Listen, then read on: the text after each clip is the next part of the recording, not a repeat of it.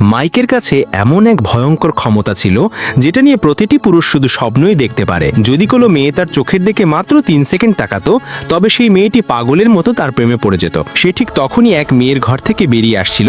এমন সময় সামনে থেকে আরেক সুন্দরী এসে পড়ল। চোখে চোখ পড়া মাত্র আপনি তো বুঝতেই পারছেন, মাইক আবারও ঘরে ফিরে গেল। এই শক্তি যেমন মজার ছিল, তেমনই ছিল বিপজ্জনকও।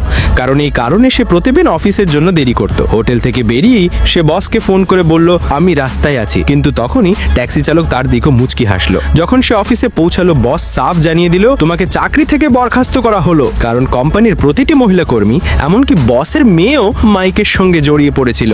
মাইক ভয়ে বলল, কিন্তু স্যার, এগুলো সব সত্যিকারের ভালোবাসা, যেমন আমার আর আপনার স্ত্রীর মধ্যে। এ কথা শুনে বস খেপে গেল আর সঙ্গে সঙ্গেই তাকে বের করে দিল। এখন মাইক বেকার, তবে তার থেকেও বেশি কষ্টে ছিল অফিসের মেয়েরা। বাড়ি ফেরার পথে তার নতুন প্রতিবেশিনীর সঙ্গে দেখা হলো। কয়েক সেকেন্ডের চোখাচোখি আর মাইক তার সব জিনিস তুলে নিয়ে তার ঘরে পৌঁছে দিল। এরপর সে গেল তার কাকার কাছে। কাকা তাকে উপদেশ দিলেন, কোনো নতুন চাকরি খুঁজে নাও। হঠাৎই এক কোম্পানি থেকে অফার এলো। মাইক গিয়ে দেখলো সেখানে একটিও নারী নেই, সব পুরুষই পুরুষ। মাইক খুশিতে আত্মহারা হলো।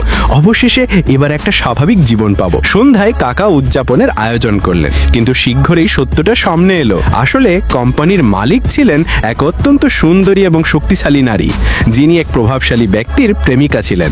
একবার চোখে চোখ পড়তেই মাইক বুঝে গেল, এবার আমি বাঁচবো না।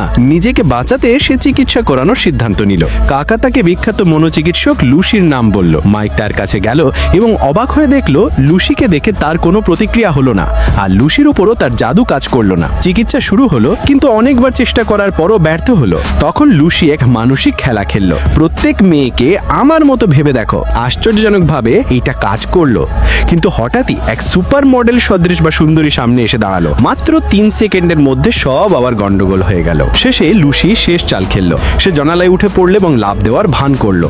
মাইকের মনে প্রচন্ড ধাক্কা লাগলো আর সে ছুটে গিয়ে তাকে বাঁচাতে এগিয়ে গেল।